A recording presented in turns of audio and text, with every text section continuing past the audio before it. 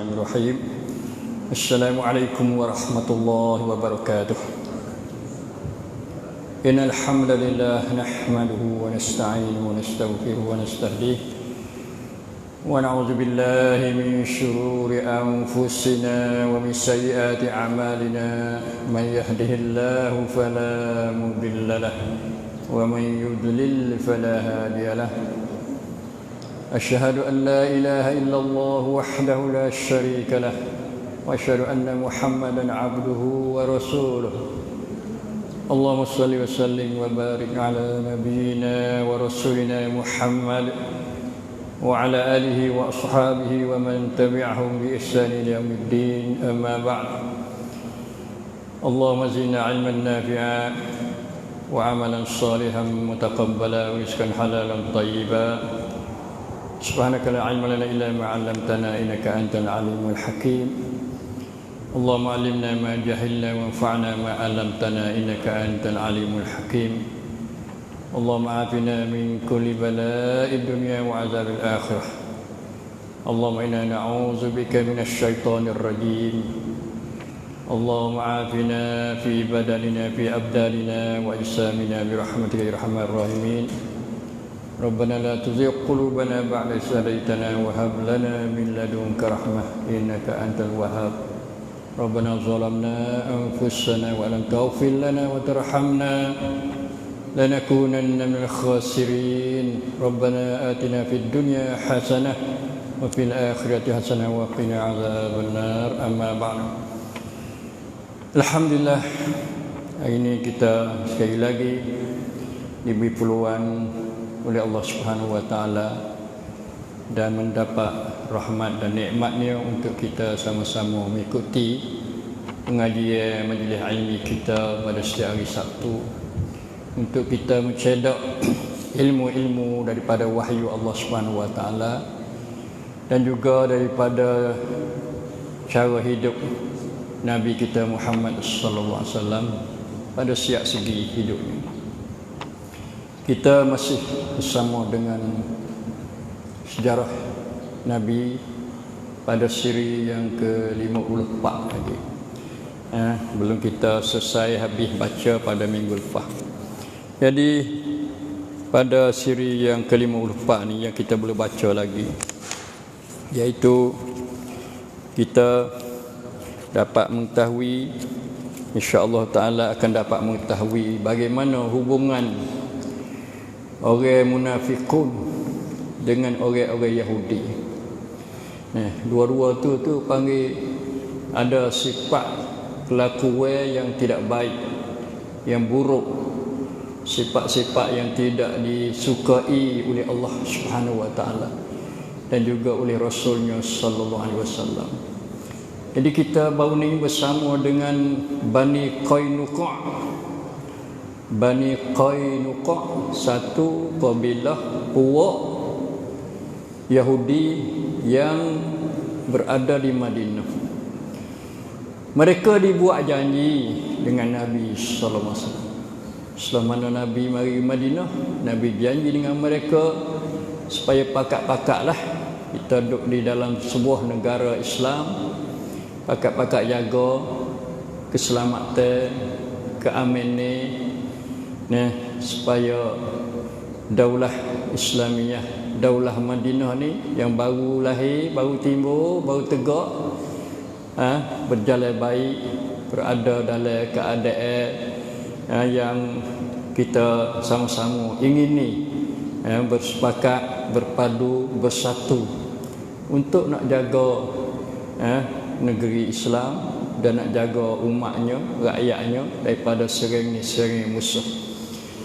Tapi Bani Qainuqa ni, salah satu puak Yahudi ni, dia ambil sikap nak menyalahi janji, nak rombak janji, tak sepakat berjanji dengan Nabi sallallahu alaihi wasallam.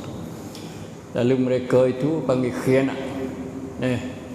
Bila khianat, maka sudah tidak berhak lagi untuk bersama-sama dengan rakyat Islam, dengan orang Islam dalam negeri Madinah.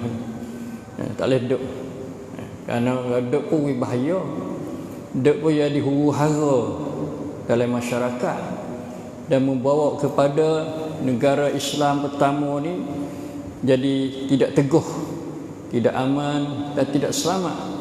Apatah lagi di dalam tak selamat, di luar pun ada puak-puak yang selalu dok nak menyerang, dok nak mari likung, dok nak mari nak hapus akan negara dan masyarakat Islam yang dibina oleh Nabi sallallahu alaihi wasallam. Lalu Allah Taala turun ayat kepada puak-puak dia tu supaya mana kita baca dah dulu, iaitu ayat apa? Qul lil ladzina kafaru satughlabuna wa tuhsyaruna ila jahannam fa bi'sal mihad. Kata olehmu, hai Muhammad, pada orang kafir Yahudi tu, kamu ni akan kalah. Kamu ni selagi dimenangi oleh orang-orang Islam, bahkan kamu ni pada hari akhirat nanti akan dihalau, dihipung kepada neraka Jahannam. Janji yang teruk daripada Allah Subhanahu Wa Taala kepada mereka melalui Al-Quran, melalui wahyu Allah Subhanahu Wa Taala. Jadi bila begitu, bila khianat, maka Allah Subhanahu Wa Taala suruh balah pengkhianatan mereka itu dengan turun ayat kata apa? Wa imma takhafanna min qaumin khiyanah fanbis ilaihim ala sawa innallaha la yuhibbul khainin. Suratul Anfal ayat 58. Makna dianya, hey Muhammad, kalau kamu rasa bimbang terhadap pengkhianatan, bimbang takut timbul berlaku khianat daripada satu-satu kaum. Kaum di sini tak syak lagi lah, iaitu orang Yahudi Bani Qainuqa lah. Maka oleh itu balahlah pengkhianatan mereka itu. Yang kamu telah ikat janji, campaklah, lepas janji dia tu. Tak usah buat kira dah, habis masa dah buat kira dengan orang yang khianat. Itu Allah Subhanahu Wa Taala dia perintah Nabi lah. Kalau Nabi rasa bimbang, rasa takut, timbul tak molek daripada orang-orang yang dia tak suka nak duduk dalam bawah perjanjian ini, maka kamu lepas perjanjian. Jangan duduk buat apa, buat mudah-mudah. Jangan buat baik-baik dengan mereka itu. Kan mereka tidak baik dah. Nampak ada arah-arah nak khianat akan masyarakat Islam. Sebab apanya? Innallaha la yuhibbul khainin. Sebab Tuhan tak kena, tak suka kepada orang-orang khianat. Ingatlah kita, kalau ada di kalangan kita orang khianat, ingatlah kata Tuhan tak kena, Tuhan tak kasih. Khianat janji, khianat amanah, gapo-gapo. Maka orang itu Tuhan tak kena pada dia. Tuhan tak kena, Tuhan tak beri rahmat, Tuhan tak kasih, Tuhan tak sayang pada dia. Sebab tu kita di antara sifat orang mukmin iaitu benar. Innallaha ma'as-shadiqin. Lawan dianya innallaha la yuhibbul khainin. Sadiqin orang benar. Bila berjanji dia sempurnakan janji. Jangan dikhianat. Kalau uzur gapo, royak gapo hak tak setuju, supaya boleh bakti perjanjian yang dibuat antara kita dan antara mereka itu. Bila tu ayat ni, maka Nabi sallallahu alaihi wasallam nampak tak boleh girah, berlaku kekeruhan pun, keruh, tak jenis dah. Tak juh dah orang-orang Bani Qainuqa ni. Lalu Rasulullah sallallahu alaihi wasallam hipung orang Islam. Tentera-tentera dia tujuannya nak pergi kepung lah. Nak pergi kepung Bani Qainuqa ni. Kalau dia lawan. Kalau tak lawan, kita ambil rancangan untuk nak menghalau dia, hamak dia daripada Madinah. Sebab dia tak berhak dah nak duduk dalam negeri Islam, yang mana Islam tu suruh duduk dengan baik, amin, duduk dengan selamat, jangan khianat, jangan buat huru-hara, jangan buat fitnah. Lalu Rasulullah SAW pergi kepada Bani Qainuqa, pergi pada puak dia. Pergi puak dia duduk dalam kubu. Kubur ni maknanya duduk dalam pertahanan lah. Tu. Ada pagar, ada apa cukup. Pok dia bimbang dah. Bimbang semua. Di kalangan pok dia tu ada tentera-tentera peperai panggil. Orang punya perai tu ada ramai pok dia. Tu. Ada orang naik kuda, ada jalan kaki cukup. Dia bersedia juga dia. Takut berlaku apa-apa terhadap mereka itu. Tu. Lalu Nabi kepung pok dia. Tu. Kepungnya selama 15 malam. Banyak malam. Bukan semalam ni dak. Buat dia duduk dalam kota, duduk dalam pagar-pagar pertahanan mereka itu. Jadi payah nak masuk serai payah. Kepung. Tak sewi pun dia tubik. Dia tubik, maka Nabi akan ambil tindakan. Dia lawan, maka Nabi nak pergi buat dia. Ni sebagai satu rancangan daripada Allah Subhanahu wa taala, bukan pada Nabi. Allah ayat ada. Kalau dia khianat, janji, lepas janji itu. Soyoklah janji itu. Jangan duk pakai janji yang orang bohong, janji yang orang khianat, janji yang orang sepuluh munafik ni jangan. Itu 15 malam ni bukan mudah. Kena bawa bekal,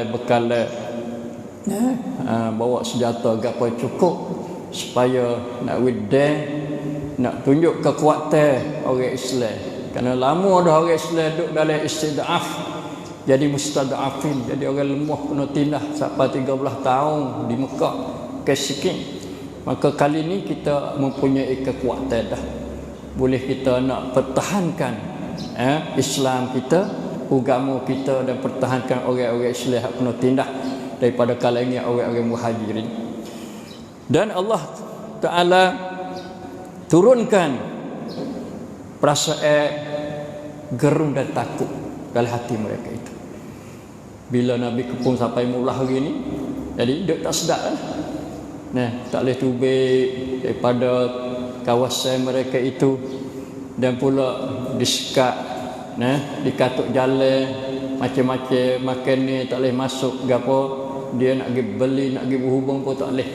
Sampai 15 hari ni bukan mudah. Bila begitu, pak dia mengaku kalah, jompak, mengaku kalah dan serah pada Nabi sallallahu alaihi wasallam. Ikut Nabi nak kata rana, ikut Nabi nak buat gapo, serah pada Nabi. Itu nampak kata tak boleh pergi dah. Kalau kacau pun mati, kena bunuh dan sebagainya. Kalau mengaku ni ada jalan lagi, boleh jadi ada jalan lagi. Tuhan nak tolong pok dia lagi, atau daripada kasih belah Nabi kita Muhammad sallallahu alaihi wasallam terhadap mereka. Walaupun musuh, walaupun seteru, tapi Nabi dia ada sifat rahmat, ra'fatun, rahmatun dalam hati dia. Walau musuh sekalipun, walau musuh duk biasa duk buat dia, duk tindah dia, duk nyanyi dia, duk zalim pada dia, duk menyakiti pada dia, maka dia serah pada Nabi sallallahu alaihi wasallam. Di sebenarnya orang Yahudi Bani Qainuqa ni, orang Islam di Madinah tu, orang Islam asal tu, yang kita panggil puak Ansar, dia ada hubungan dengan puak dia, ada hubungan dengan orang Yahudi ni. Supaya kita duduk dalam negeri ni dah, kita pergi beli orang bukan Islam, beli di kedai Tokpek, kedai Cina, kedai orang bukan Asia, tak ada apa, ada hubungan. Sebab duduk pun biasa panggil. Tu duduk tak ada kata nak wasa dendam, wasa lawa, wasa nak buat sesuatu perkara tindakan yang tak molek. Tak, biasa. Setengah hari tu pergi makan keduri. Tu. Setengah hari tu pergi apa? Ziarah bila dia sakit gapo. Jadi biasa. Terutama orang-orang yang jadi guru di sekolah. Sekolah tu ada guru hak bukan Islam, ada guru Islam. Selalulah dia pergi mari biasa. Kecek hari beli hadiah biasa. Perkara tu perkara yang diizin oleh syarak. Dan selama mana tidak, dia bukan kafir harbi, kafir perang, kita boleh bermuamalah dia dengan harapan supaya dia tu dapat masuk Islam bersama-sama kita. Begitulah orang Yahudi Bani Qainuqa dengan setengah banyak ke orang Ansar bin Madinah. Kami ni campurlah kau Yahudi kafir pun ada lagi. Yang belum masuk Islam pun ada lagi, bukan semua masuk Islam dah. Tapi ia duduk di bawah negara Islam dengan syarat-syarat tertentu, dengan perjanjian tertentu seperti mana Nabi buat dengan Bani Qainuqa ni. Bila begitu nampak kata dia khianat, maka orang Islam tak sirah. Barik panggil barak. Barak ni mana tak sif saing dah. Tak sif gaul dah.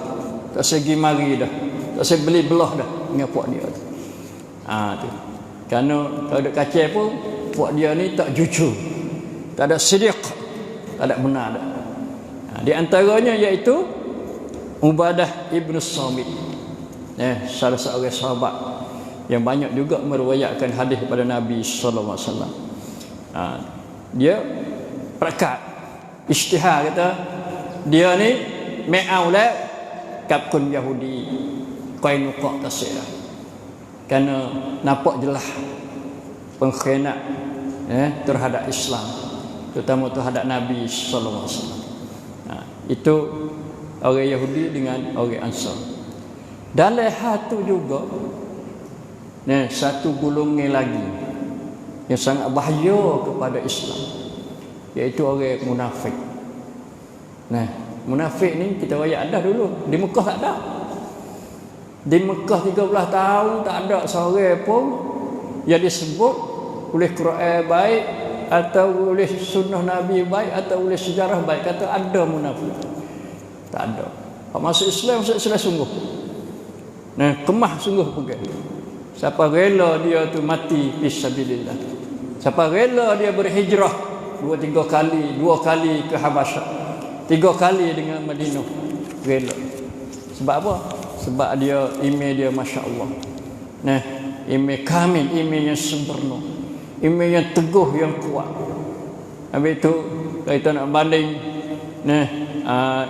iman dia dengan iman kita tu jauh. Kalau kita nak buat iman dia macam bukit Uhud, besarnya, kuatnya, kukuhnya, tunjai dia. Kita ni tak tahulah tahik gapo, tahik kuku ke gapo kita ni, tak tahulah satu-satu. Tu pun ada kedak kita tu. Allahu akbar. Allahumma inna ala zikrika wa syukrika wa husni ibadah. Allahumma zidna imanan sadiqa wa yaqinan ya Allah. Kita nak minta sama tu. Minta jangan duduk dia kena minta iman, kena minta. Iman satu rezeki pada Allah. Iman satu pemberian daripada Allah Subhanahu wa taala. Iman satu belian daripada Allah Subhanahu wa taala. Kita kena minta. Lepas tu Nabi dia banding. Dia banding. Iman kita ni yang ada dada kita ni dibanding semacam kain baju kita ni. Baju kita ni kadang-kadang dia luntur, maknanya turun warna, jadi buruk, jadi cemak, jadi kelabu, tak bersih. Tu macam tu. Kerana iman dia naik turun. Imam Syafi'i kata al-imanu yazid wa yanqus. Iman itu boleh menambah, ditambah dan boleh kurang. Tu. Tambah kerana kita buat sesuatu ketaatan kepada Allah, amal soleh, dia akan menambah. Semaya menambah iman. Pas semaya khusyuk pula, tambah iman pula. Qad aflahal mu'minun allazina hum fi salatihim khashi'un. Puasa menambah iman. Sedekah tambah iman. Semua tu boleh menambah iman. Tapi kalau kurang iaitu sebab kita buat maksiat, buat jahat, buat dosa, buat salah dengan Allah Subhanahu wa taala, dia kurang iman.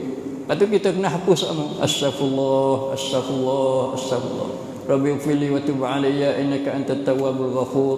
Kena baca semua istighfar. Tujuannya nak bagi klik iman kita. Tak kurang sebab kita buat sesuatu perkara yang tidak molek, yang buruk, yang jahat. Nah, dia tak juru, maka kita nak panggil kelik dengan kita istighfar dan kita doa pada Allah. Lepas tu Nabi kata, fas'alullah ayyujaddida imanikum fi sudurikum. Oleh itu hendaklah kamu minta kepada Allah ayyujaddida.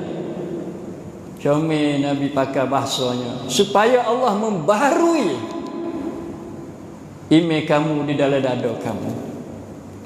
Baru semula. Pak buruk nak baru semula. Kalau baju, basuhlah baju tu. Bersih semula. Supaya dengan sedia tu. Itu kepentingan iman. Maka orang munafik ni adalah salah satu golongan manusia yang iman dia tak pakai. Iman tak pakai. Allah Ta'ala banyak dalam Quran. Dalam surah Baqarah tu, lepas pada sebut 3 golongan tu, golongan akhir panjang kecil. Wa minan nasi man yaqulu amanna billahi wa bil yaumil akhir wa ma hum bimu'minin. Tengok. Ada di kalangan manusia yang dakwa katanya mereka itu beriman dengan Allah dan hari akhirat. Wa ma hum bimu'minin. Puak dia tak beriman sekali. Tengok Allah patisik kuam sakta kun munafik. Allah.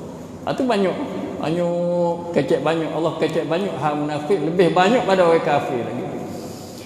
Dalam Quran ada surah Al-Kafirun tapi pandok ayat.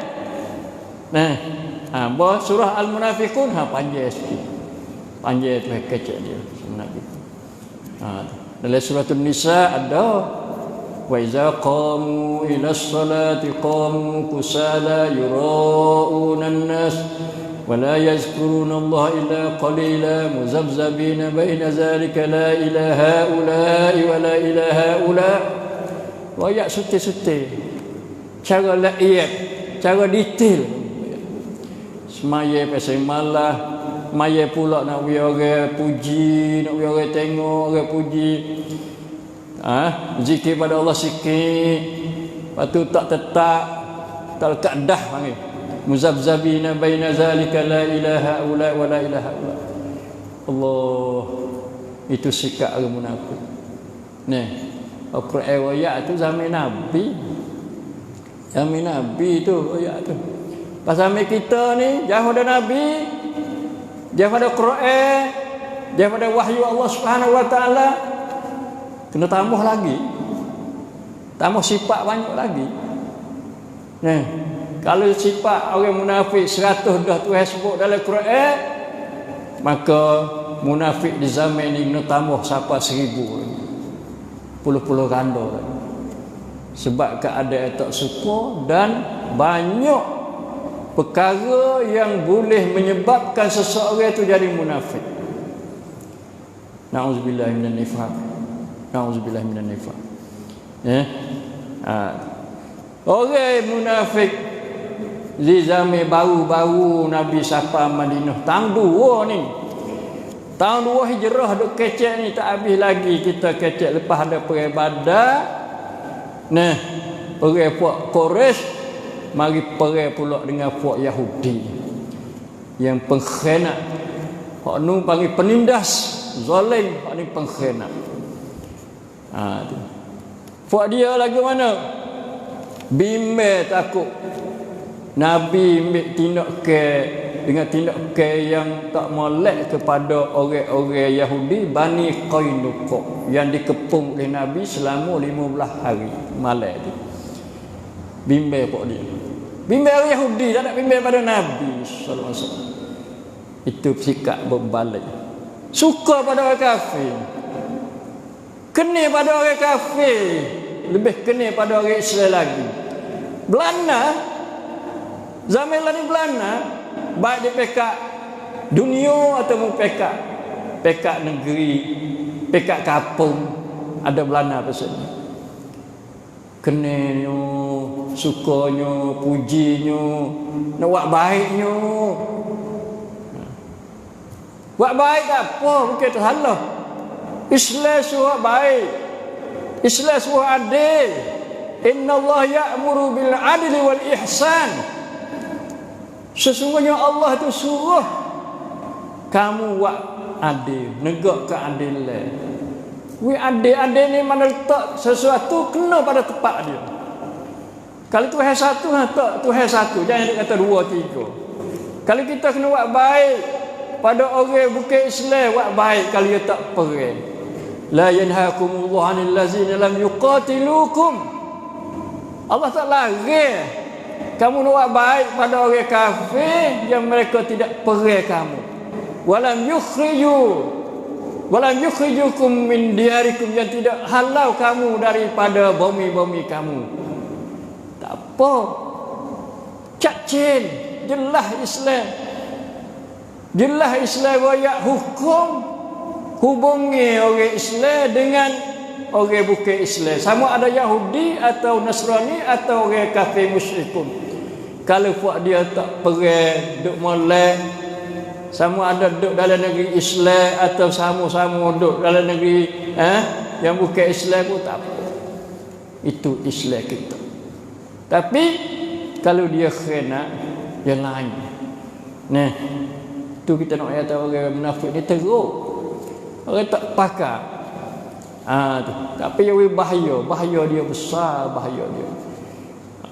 Dia nak tipu Tuhan, bukan tipu orang Islam saja, nak tipu Tuhan dah. Nah, yukhadi'unallah, mereka akan tipu daya Allah. Wa huwa khadi'uhum, dia tak khabar kata Tuhan balas tipu mereka itu. Quran ayat jelas molek sikap sifat keadaan orang munafik yang tak jujur. Na'udzubillah minan nifaq. Karena mereka adalah sebagai penolongnya dan pembantunya dalam menyakiti Rasulullah sallallahu alaihi wasallam. Tak syak dah kata munafik ni orang tak molek pada Rasulullah. Dia nak buat serai takut tak kuat, takut tak erat. Dia pakar buat satu jemaah, buat satu jemaah buat dia, atau bahasa lain satu harakah, satu gerak yang gerak dalam masyarakat Islam. Bukan dek saja tidur pakai dak dapat dia. Dia fikir, dia racah, dia laksana perancangan dia. Tu. Kita tengok. Mudah-mudah kita buat contohnya Nabi sallallahu alaihi wasallam buat masjid Quba, masjid Nabi. Dia dibina masjid apa? Masjid Dirar. Masjid Dirar. Tak boleh bina seorang. Yang nak pakak ambil duit mana nak bina seorang? Nak buat masjid kena bina banyak orang, kena pakak. Nak ambil peraman mana? Nak buat ngapia, nak buat lagu mana? Tujuan buat apa? Ditafrikh safil muslimin, untuk memecah belahkan barisan orang Islam hak Nabi duk bina tu. Bukan mudah orang munafik satu grup ke satu jemaah yang kuat di Madinah. Dia nak menambah kekuatan dia tu, dia kerjasama dengan orang Yahudi.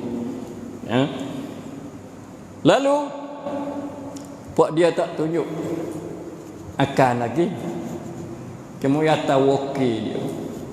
Wakil pun orang terpengaruh, orang ada itipun dalam masyarakat, iaitu Abdullah ibnu Ubay Salul. Ini panggil Ra'sul Munafiqin, ketua, kepala orang munafik. Atas pun dia mai kecek dengan Nabi sallallahu alaihi wasallam. Abdullah pun yang nak pasal itu. Orang duk gila dia jadi pemimpin. Orang gila nak jadi wana.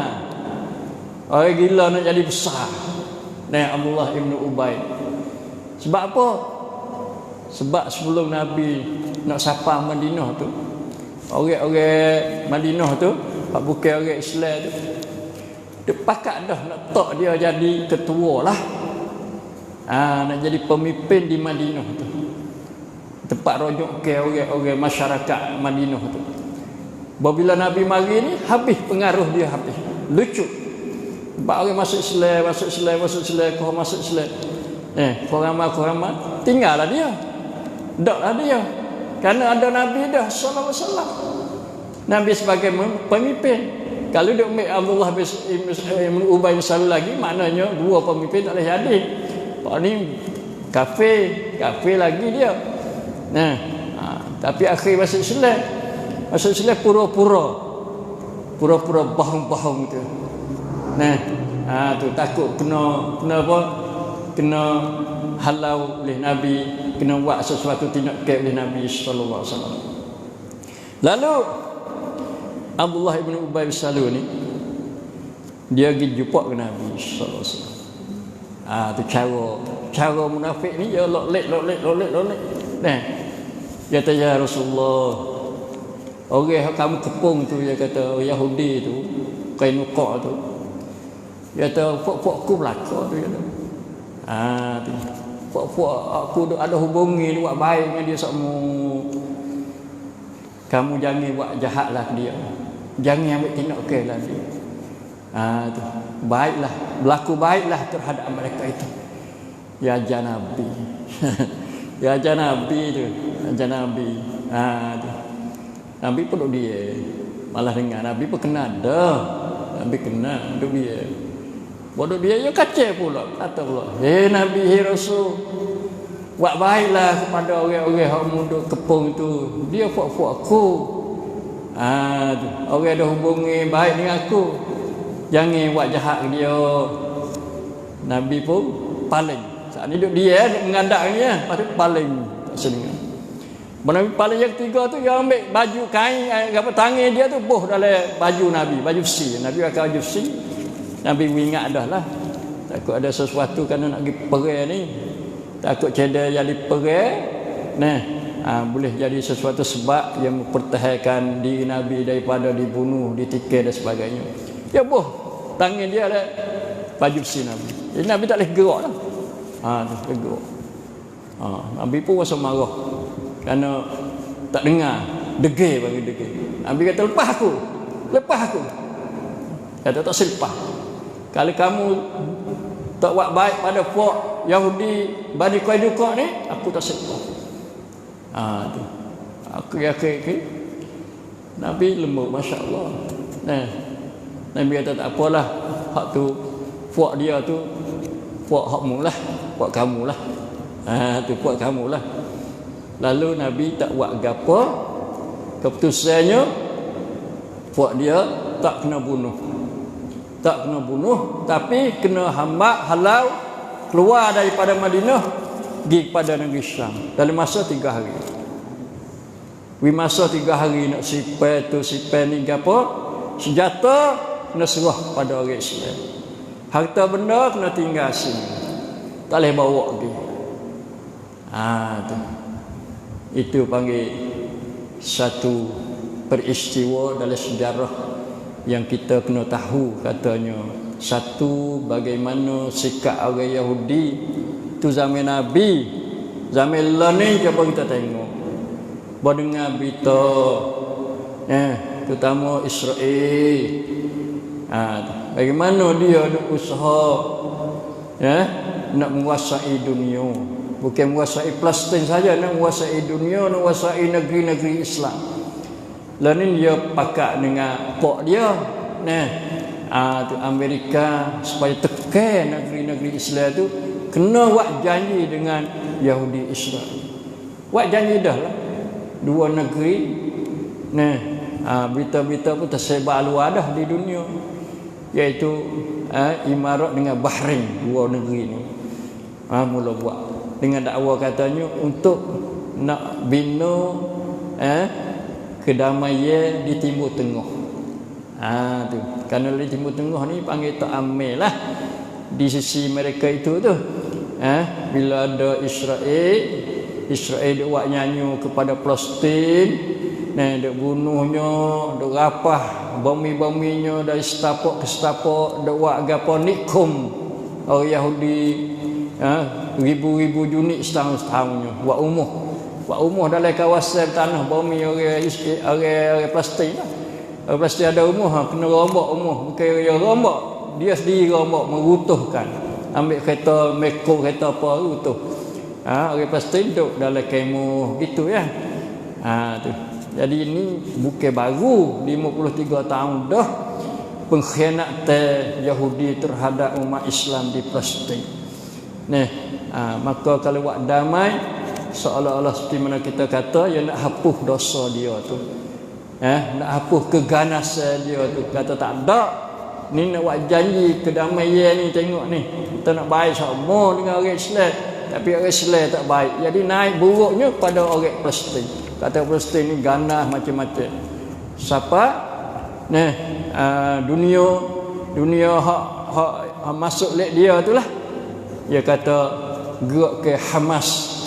Hamas ni gerak ke perjuangan Palestin untuk nak bebas bumi Palestin daripada Yahudi, disifat sebagai pengganah. Tu duduk situ pengganah-pengganah, tapi dia duk rombok, duk bunuh, duk igat budak-budak, duk tekai kepala, siapa berdarah, tekai atas tanah, macam-macam.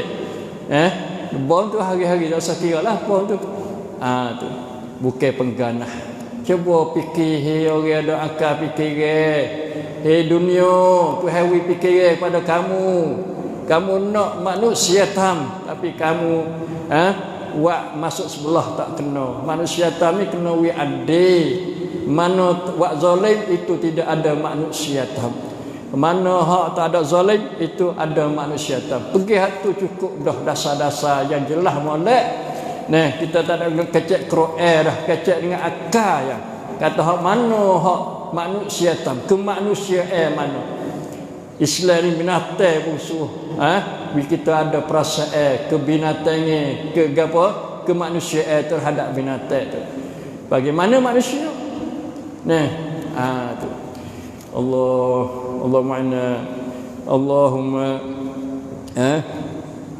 Allahumma ashfi mardana warham mautana wa anqi mustad'afina bi rahmatika ya arhamar rahimin. Allahumma ansur ibadakal mu'minin allazina yujahiduna fi sabilik ya arhamar rahimin bi rahmatika ya arhamar rahimin. Rabbana zalamna anfusana lan taghfir lana wa tarhamna lanakunanna minal khasirin. Rabbana atina fid dunya hasanah wa fil akhirati hasanah wa qina azaban nar.